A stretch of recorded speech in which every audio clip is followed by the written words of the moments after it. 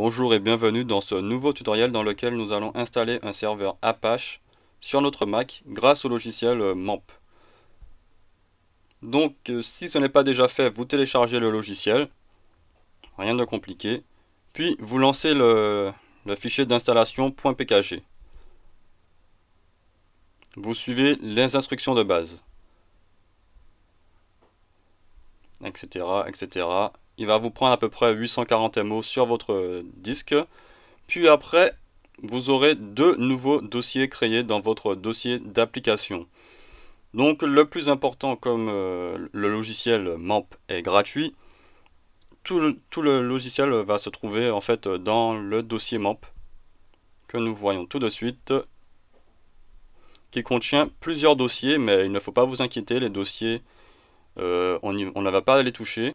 Le dossier qui sera vraiment utile ici, ce sera le htdocs, qui contient notre dossier racine du serveur qu'on vient de créer. Donc bien sûr, pour lancer votre serveur Apache, il vous faut lancer le logiciel MAMP, puis démarrer les serveurs ici. Donc de base, tout est déjà fait. Vraiment, je n'ai touché à aucune configuration. Après, si ce n'est pas déjà fait, vous ouvrez la page Web Start pour voir un peu que tout fonctionne et vous voyez localhost 888. Vous êtes dans le dossier MAMP de votre serveur.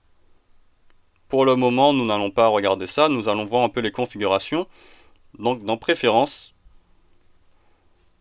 vous avez au démarrage soit lancer les serveurs directement au démarrage de MAMP, etc. Ensuite les ports. Il faut savoir qu'un port logiciel est un numéro sur lequel on pourra faire dialoguer une application avec une autre. Par exemple, les pages web de base utilisent le port 80. Donc je vais aller sur mon site web pour bien vous montrer. Là, vous voyez qu'il n'y a pas de port défini et un port se définit grâce à 2.80. Donc de base, toutes les pages internet ont un port 80. Donc vous voyez que ça affiche exactement la même chose. Tandis que si je mets, donc ça l'efface même, si je mets un port 81, je pense que je l'ai activé, donc il va faire exactement la même chose aussi. Mais ça dépend de votre configuration. Et par exemple, le port 54 que je n'ai pas défini ne va rien charger. Donc vous voyez que la page ne se charge pas, donc je reviens au port 80, le port par défaut de toutes les pages internet. Et si vous avez besoin de plus de précision, vous pouvez aussi vous aider de Wikipédia, port logiciel, et lire un peu tout ça. Donc par exemple, le port 20 est pour les échanges de fichiers, etc. Nous revenons dans notre application. Donc vous voyez que pour Apache, votre port sera du 888, comme on l'a montré ici. Votre port est en 888. Et le port pour votre base de données sera du 888.9. Après, si votre logiciel MAMP est le seul serveur local de votre ordinateur, vous pouvez très bien mettre les ports par défaut. Les ports par défaut qui permettront de ne pas afficher un 888, mais simplement un localhost, comme ceci. Pour l'instant, je ne l'ai pas défini. Et là, vous verrez, si je mets les ports par défaut, donc 80 et 3306 pour le port MySQL, que je mets OK, automatiquement, votre serveur redémarre. Il vous demande les mots de passe. Donc là, vous voyez un peu le serveur. Voilà, le serveur Apache est bon. Et là, si on recharge la page, nous sommes en port 80. Et donc, nous n'avons pas besoin de définir le port puisque c'est celui par défaut.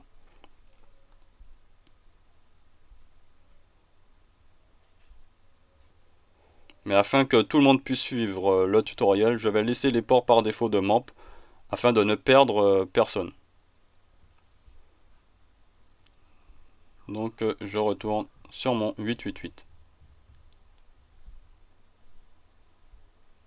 Voilà.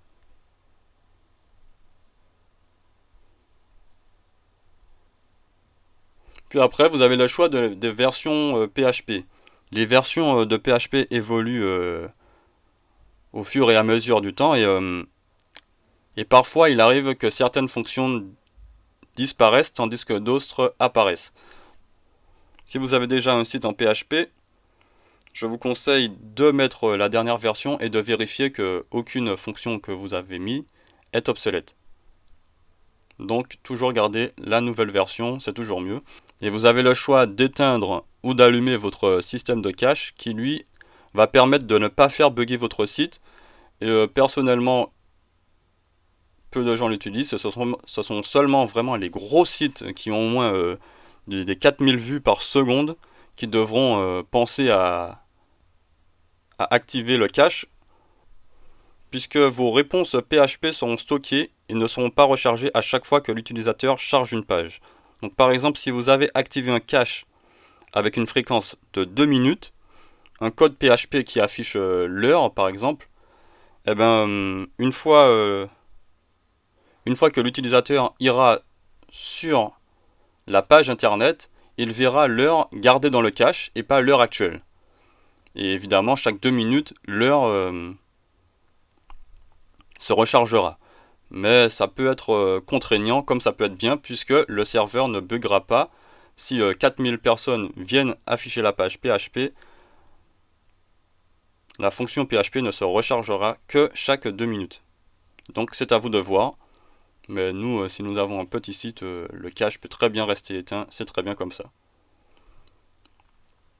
Puis enfin, le dossier racine de votre site internet, que comme je l'ai dit, il est dans htdocs, mais vous pouvez choisir votre dossier par défaut.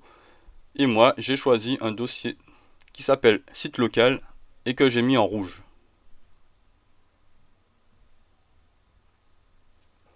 Donc vous voyez, vous n'avez qu'à changer votre dossier grâce à cette petite icône. C'est un choix, vous choisissez comme vous voulez. Donc ensuite, pour tester que tout fonctionne, je vais dans mon site. Je vais dans la racine de mon site internet et je crée un nouveau document. Et sur Mac, on ne peut pas créer de nouveaux documents directement. Donc on va utiliser un logiciel. Moi j'utilise Sublime Text, mais vous pouvez utiliser TextEdit, etc. Le plus important c'est d'ouvrir une balise PHP. Évidemment, je vous invite à regarder les tutoriels sur le PHP. Et php.net est un très bon tuto pour débuter sur le PHP. Vous voyez là, vous avez votre première page en PHP, trucs pratiques, utiliser un formulaire, etc. Et en plus de ça, vous avez une documentation complète. Donc par exemple, je fais en recherche de date. Je vais trouver la fonction qu'il faut qui donne la date. Et là, en plus, vous avez des exemples. Et là, regardez un peu, par exemple, un echo date affichera le jour de la semaine, etc. Nous allons faire un truc simple avec un echo pour tester que le PHP fonctionne. Donc évidemment, si le serveur n'a pas le PHP activé, notre fonction sera buggée. Là, je mets bonjour. Et j'enregistre évidemment dans mon site local, qui est pour moi site local. Là, je mets un nom. Je vais l'appeler t.php. Je fais une sauvegarde. On vérifie que mon fichier a bien été dans le dossier local. Puis nous accédons à notre dossier local. Donc là, MAMP, c'est un dossier par défaut de MAMP. Mais pour utiliser vraiment votre racine serveur, vous allez évidemment dans localhost simple. Là, on voit qu'on a mon index. Et si je veux appeler mon fichier T que j'ai créé, je l'écris comme créé. Et voilà. Donc là, nous avons bien notre PHP qui fonctionne. Même si nous n'avons mis aucune fonction, la fonction echo est bien sûr un truc de PHP. Et là, vous voyez un peu si on veut essayer faire des manipulations.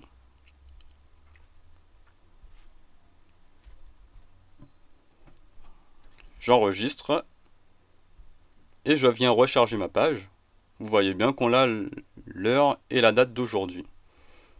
Samedi 27 juin 2015. Et l'heure correspond évidemment à l'heure de notre serveur à nous, puisque nous sommes en localhost. Et aussi une petite précision, localhost peut très bien être remplacé par l'adresse IP de votre ordinateur qui est du 127.0.0.1. Évidemment, c'est un choix, mais ça fonctionne exactement pareil. Ensuite, donc on va retourner sur notre page web start.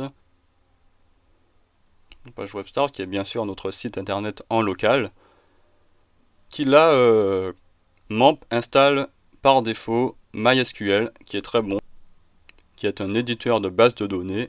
Vous pouvez accéder directement en cliquant PHP MyAdmin.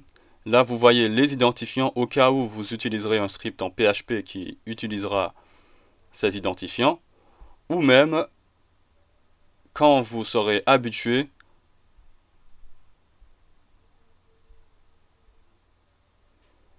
vous pourrez utiliser ce logiciel qui est juste un gestionnaire qui vient se connecter à notre base de données. Mais sincèrement, ne vous prenez pas la tête avec ce logiciel, c'est totalement inutile. Mais vous pouvez, si vous voulez, si vous êtes habitué à MySQL, vous pouvez utiliser un logiciel. Mais personnellement, je vous conseille d'utiliser l'éditeur en mode web. Donc comme ça, tout le monde a cet éditeur, tout le monde a ce genre de choses. PHP MyAdmin. Là, et là, évidemment, je vous invite à regarder les tutoriels sur le SQL.